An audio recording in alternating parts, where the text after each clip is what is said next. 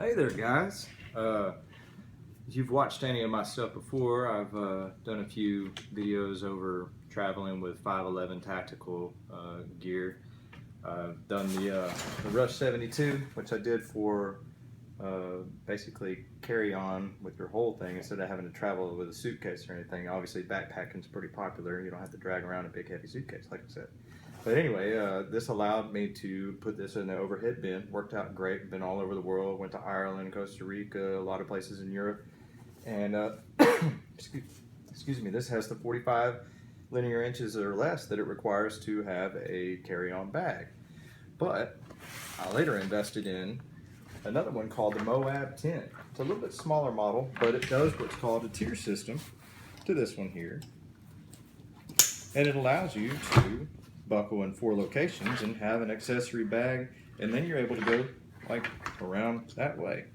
I think I did a video while I was in Steamboat Springs, Colorado. But anyway, it works out great with the system. It also makes for a really great day bag once you get to your location. And that's what I'll be using it for. What I'll be discussing today, I've invested in 2 things for a trip to Thailand.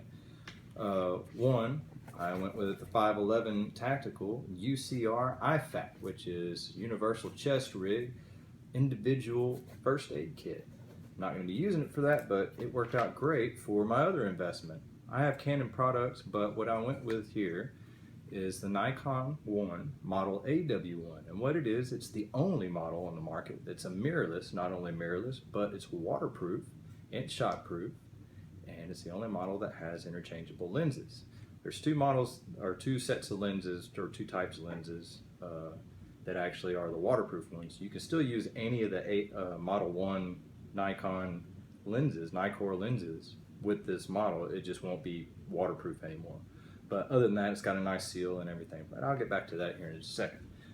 What I did was, because I've used 511 tactical stuff in the past, obviously I went and checked out their website, got the dimensions for this guy here, and went to see if I found anything there that would, be able to accessorize my bags existing. But what this is designed for, this is what's called a blowout bag, and it's made for putting in medical equipment, band-aids, and stuff like that.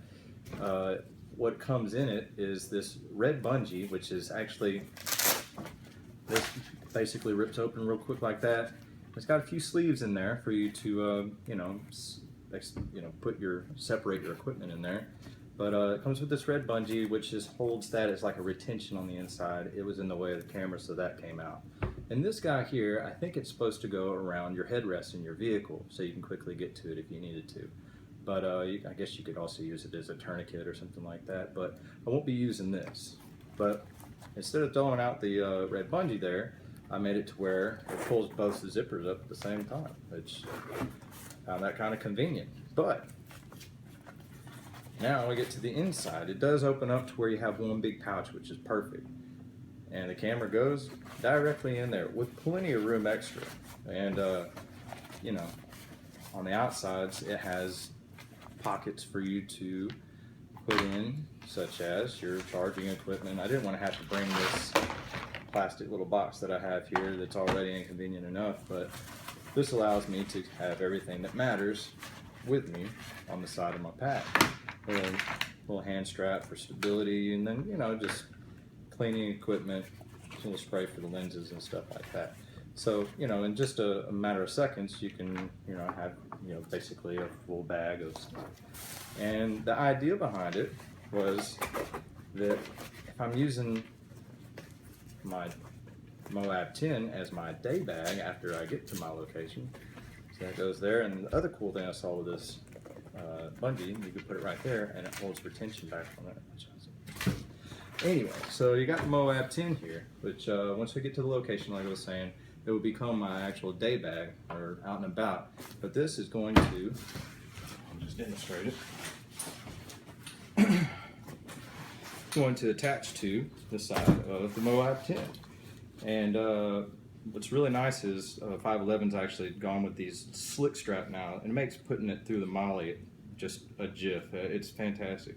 The only thing that I guess I could complain about it is the option is only, this is 2 sections of molly.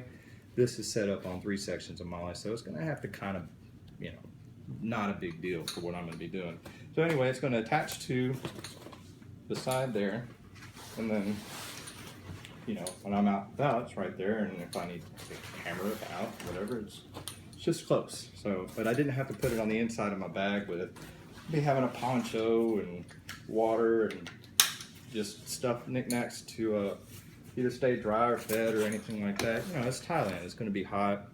Probably have mosquito spray in there and stuff like that, but I didn't want to put my Nikon on the inside. Not that it would matter because it's waterproof and shockproof, up to 50 feet and 50 feet depth and 7 foot or 6'6" drop shockproof. But anyway, you can see that in just a quick little short amount of time you can have, this is a little, it's less than a pound, it's old Polaroid extendable tripod, which works out great. It's not the best thing in the world, but hey, it'll work for travel anyway. But that was the whole point of getting this little bag. I, you know, didn't have to go with 511, but it seemed to work with everything else I've invested in so far. But, oh, the other thing, not big on fanny packs, but you could actually run this MOLLE strap down here on your belt, both of them or whatever, and you could have it right there to hang out for your stuff. But get quickly to your camera there. But in this case, we got here to talk about the Nikon AW1 now. What it is, it's a mirrorless. It allows it to be a little bit more compact than the DSLRs or whatever. It's not much thicker than an iPhone. It's a little on the heavy side, but that's okay because it's on the brute side for me. And I needed to go to Thailand with something that was John-proof. Some of the cool features on this is it's got GPS. It'll tell you your elevation and your depth if you're underwater. It's got a self-centering, I guess your elevation on the inside, so you know if you're taking a level picture and whatnot. And a lot of things, a lot of cameras have that option. But anyway, one of the negs that I don't care for really is you don't have the manual manipulation that you can do with like my DSLR, where if you need to change balance or anything like that, you would be able to touch some kind of switch on the outside of the camera. This one you have to go through menus. Not a big deal because I'd rather be brute and, you know, set up for the thing. Convenience is not the biggest issue, but it does take amazing pictures for being, I guess, not as accessible to manual features, whatever, but pictures I have taken with this, even in the autofocus, all the different modes, a lot of technology is in this guy, and it's an awesome camera. So I've been pretty happy with it so far. So it's not a bad, you know, I'm not upset about my investment in it. But it comes with this cool little silicone, I guess, scratch, keeps it from getting dings and whatnot. But it does come with little battery setup. I ended up getting some extra ones, and also comes with, I don't like the fact that it has the offset spot for you to put it on the tripod. It kind of makes things, you know, seem like it want to go one way. But other than that, most of it's going to be in my hand anyway. But it does offer, I wish it was on the inside, but a little spot for you to put what is their Wi-Fi. You can run it through your phone and be able to take pictures manually, or say manually, remotely from your camera, to have it set up away. I think it's within 50 feet. And this little guy right here just opens up and you plug it into the micro USB port that's on the side.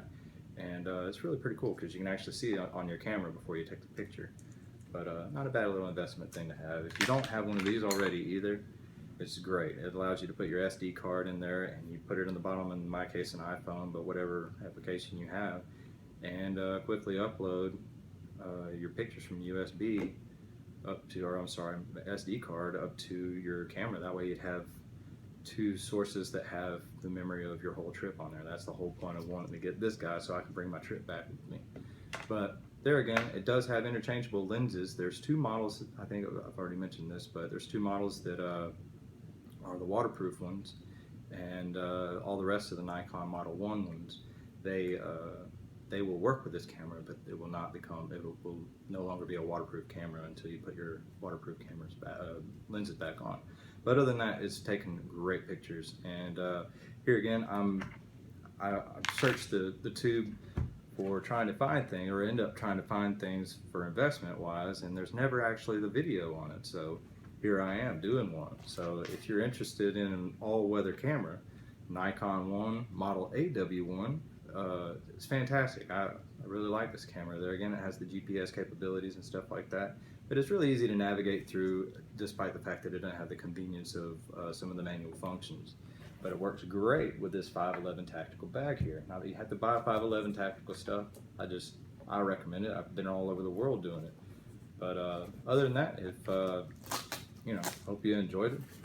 Probably have something else, and who knows how long, but it'll probably be something that'll be because the video doesn't already exist. So again, what we have here is the 511 Tactical UCR IFAK bag, which is 3x5x7, and then the Nikon AW1, which is your only interchangeable lens, all-weather, shock-proof, waterproof camera on the market. And it's Nikon. They make great products. They use their scopes and stuff for hunting and everything. But other than that, hope you enjoyed it. Have a good one. Cheers.